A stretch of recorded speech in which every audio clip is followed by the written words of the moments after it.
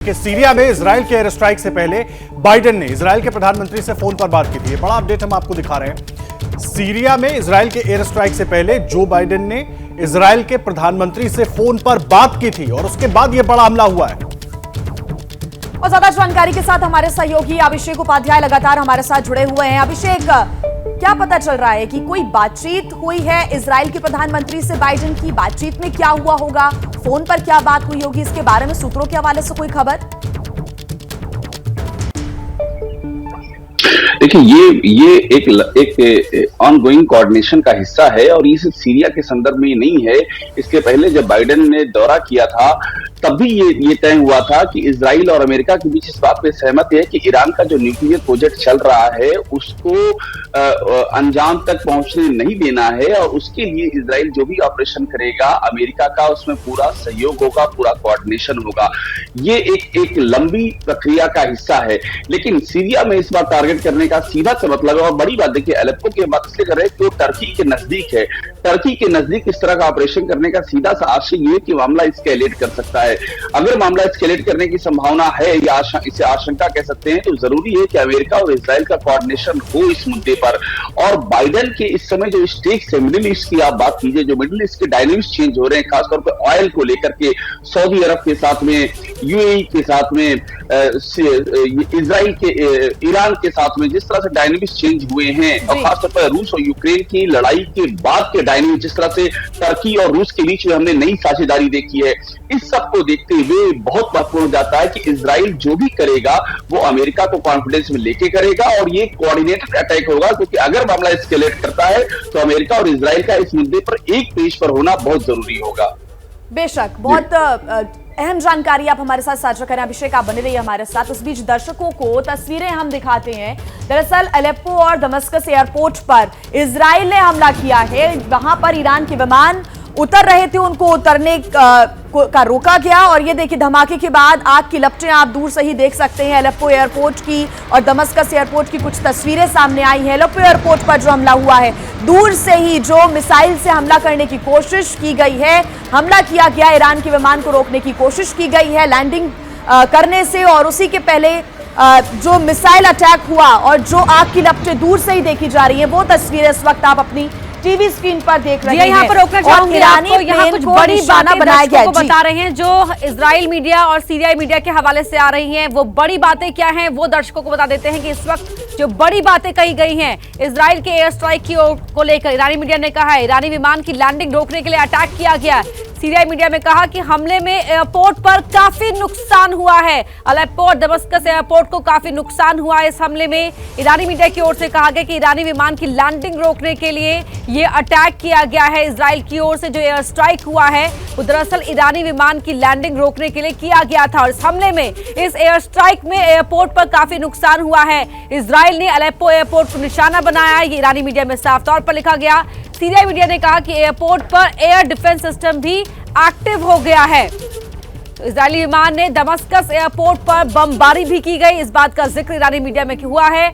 Missile को रोकने की कोशिश भी की गई। सीरियाई मीडिया ने ये एक अहम बात का जिक्र किया गया कि मिसाइल को रोकने की कोशिश भी की गई। देखिए अपर्णा, इस वक्त आपको बड़ी खबर बता रही है जो वहां पर मीडिया के हवाले से आ रही है। प्रणय उपाध्याय भी हमारे साथ मौजूद हैं, अभिषेक भी हमारे साथ जुड़े हुए हैं। प्रणय, मैं आपका रुख कर रहा हूं, एक चीज आपसे समझना चाहूंगा। तमाम मीडिया के हवाले से तो खबर आ रही है कि वहां पर क्या कुछ नुकसान हुआ है, लेकिन सीरियाई गृह युद्ध के बीच इजराइल और ईरान आमने सामने हो जाते हैं और अभी से नहीं, लंबे वक्त से, लेकिन हालात संभलने के बजाय और अब बिगड़ते हुए दिख रहे हैं। एक तो पहले जो अपडेट आ रहा है उससे कुछ और जानकारी मिल पाई है, वो हमारे साथ साझा कीजिए और फिर जरा इस पर भी बताइए कि ये इस जो विवाद है ये थमता नजर क्यों नहीं आ रहा है या कोई रुकने को तैयार ही नहीं।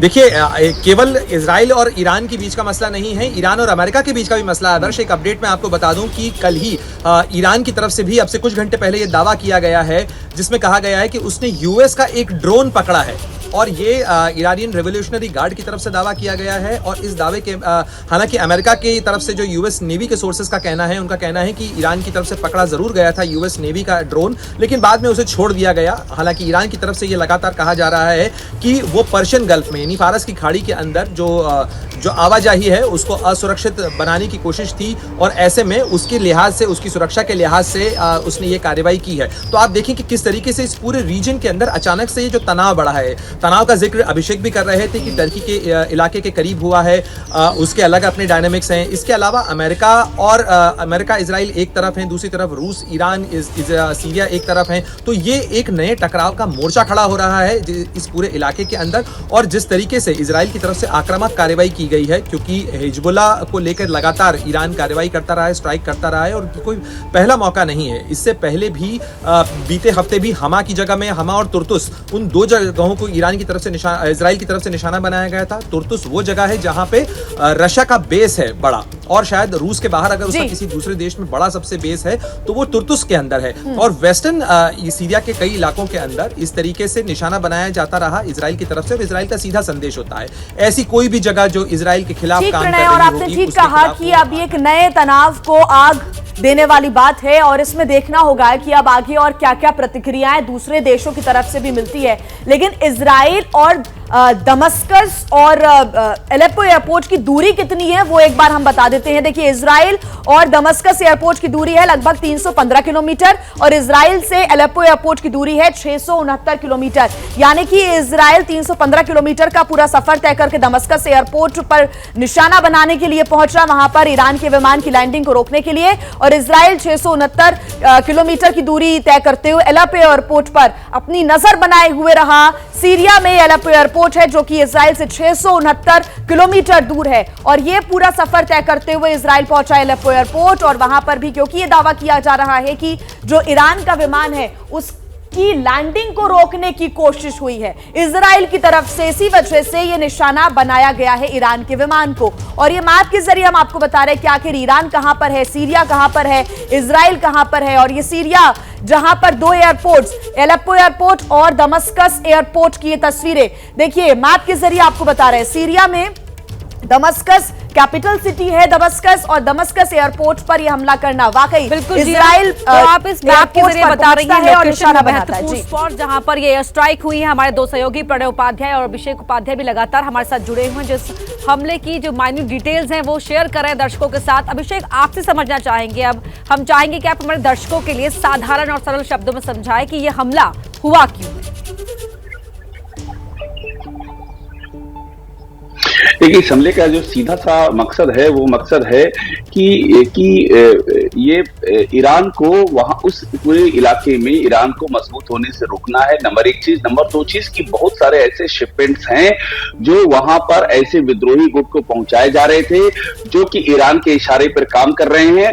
और चूंकि सीरिया पूरा फ्रेगमेंटेड है, सीरिया में टर्किस है, टर्की के समर्थन से ऑपरेशन चल रहा है, अमेरिका, रूस, वहां कई सारे ISIS, कई सारे स्टेक होल्डर्स हैं। और जिस तरह से इजराइल को घेरने की कवायद की जा रही है, ईरान से लेकर के सीरिया, इजराइल के बगल में फिलिस्तीन, मिडिल ईस्ट के और कई सारे देश जिनसे इजराइल की दुश्मनी है, तो इजराइल के खिलाफ जो पूरा मिडिल ईस्ट में ऑपरेशन चल रहा है उसका एक बड़ा सेंटर बनता जा रहा है सीरिया।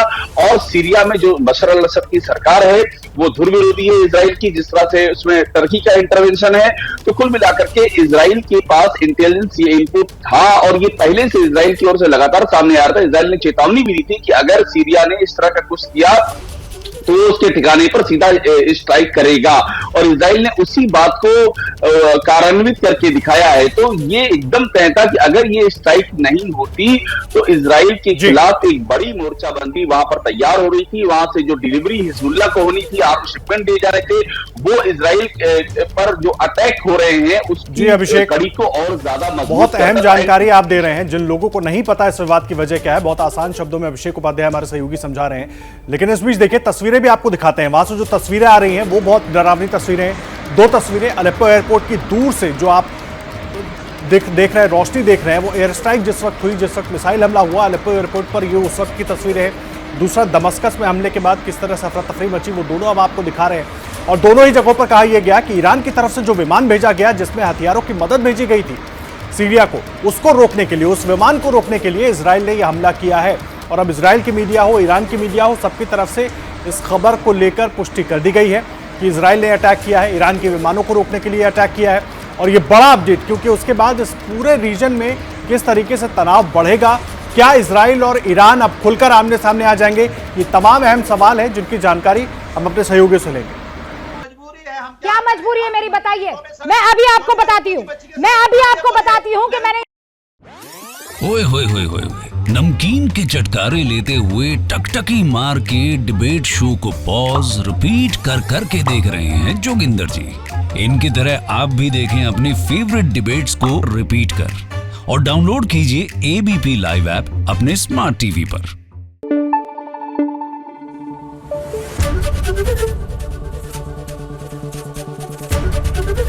एबीपी न्यूज आपको रखे आगे।